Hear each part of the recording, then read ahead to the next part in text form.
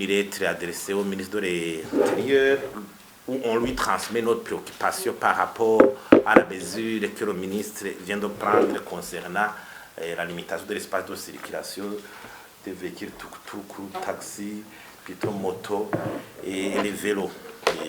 D'abord, où résident nos préoccupations sur 4 points. Au niveau du contexte, nous sommes dans un contexte où le Burundi est un des pays les plus pauvres, avec un PIB par habitant de moins de $300, avec un taux de pauvreté de plus de 60%. Et le taux de possession d'automobiles par ménage est l'un des plus faibles.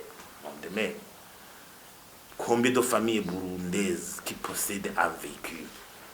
Combien de Burundais qui possèdent un véhicule par rapport à la population burundaise? On doit partir d'une réalité. La géopolitique actuelle, les crises, les guerres en Ukraine peuvent nous amener dans un contexte où le carburant peut augmenter de plus de façon exorbitante. D'ailleurs, nous demandons au gouvernement de prendre des mesures sur l'approvisionnement actuel en carburant et le risque de voir le prix du carburant exploser. Au niveau du marché international, ça a déjà commencé. Ça pourra avoir même des répercussions négatives et directes. Ça pourra rechambarder la circulation ici et dans notre pays. Des biens et services. La relance, le contexte de relance économique dans lequel nous nous trouvons. Le président invite les jeunes dans les activités d'autopromotion. Il faut les activités d'autopromotion. Le secteur privé utilise ces outils dans les activités d'autopromotion. Actuellement, nous sommes dans une situation où les bus du secteur privé ne desservent pas tous les coins de la capitale. Même ils ont une insuffisance en qualité et en quantité. Et le TRACO ne peut pas disponibiliser immédiatement des bus pour pallier à ce problème. Et encore une fois, la ville de Bujumbura a été déclarée la capitale économique. Les conséquences au niveau, la mobilité des biens et services est un élément fondamental de la croissance économique. Tous ces outils sont utilisés dans l'approvisionnement en vivres ici et là, et dans la capitale. Donc, ça joue un rôle très important.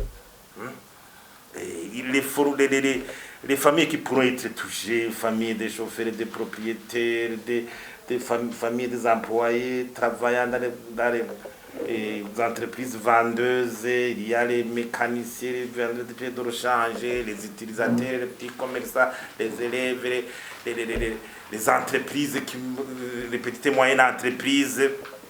Et la conséquence est directe et amère. Et sans parler des taxes et impôts qui sont payés par ces moyens de transport.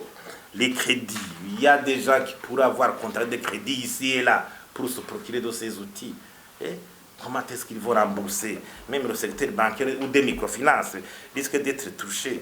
Aussi le droit de circuler est garanti par la Constitution. Aussi on se demande certaines questions. Comment est-ce que le contrôle technique sera assuré? Comment est-ce que ces outils pourront arriver au service de contrôle technique?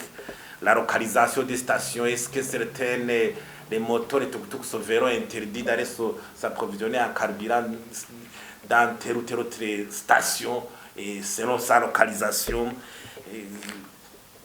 Les petites et moyennes entreprises qui utilisent ces motos dans leurs courses vont-ils immédiatement acheter des véhicules aujourd'hui? Où allons-nous loger ces instruments? Seuls dans les familles, la loi nous interdit la possession des armes. La circulation Muha Nahangwa. Comment est-ce que ça se fait? Si on a une moto privée ou quoi? Comment?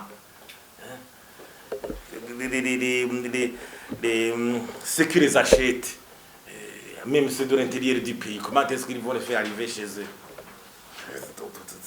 Est-ce qu'on sera obligé de prendre un taxi? Tout le monde, le coût du taxi actuellement est extrêmement élevé. C'est environ $5 à la course aller-retour. Combien de familles burundaises qui gagnent $5 par jour? C'est très peu. Et au niveau du processus de décision, et la Constitution, en son article 64, est assez claire. Tout le domaine lié à la liberté des personnes, la circulation des biens, la sécurité, c'est du domaine de la loi. Ça veut dire qu'on doit légiférer. Si le ministre doit prendre une telle mesure, d'accord, mais c'est une ordonnance d'application dans certains aspects, une loi promulguée au plus haut niveau par le président de la République, préalablement étudiée à l'Assemblée nationale, au cas échéant au Sénat. Et donc, je dois dire que même cette étude dont il est question, des statistiques de quoi, il faut la publier, il faut la communiquer à l'Assemblée nationale pour jouer la transparence. Pour jouer la transparence, alors, nous proposons alors notre proposition pour limiter le nombre d'accidents s'il voit dans les statistiques que ça augmente. D'abord, il faut jouer sur la vitesse de circulation, l'excès de vitesse. Les citadins, les habitants de journal qui possèdent des véhicules devaient savoir que au-delà de 50 km par heure, vous êtes déjà en infraction. Le code de la route nous invite à Bujumbura à circuler à dessous de 50 km par heure. Même ailleurs, là où on a maîtrisé les accidents, on commence sur l'excès de vitesse. Même à l'intérieur du pays. Mais aussi conduire en état d'ivresse. Il faut décourager.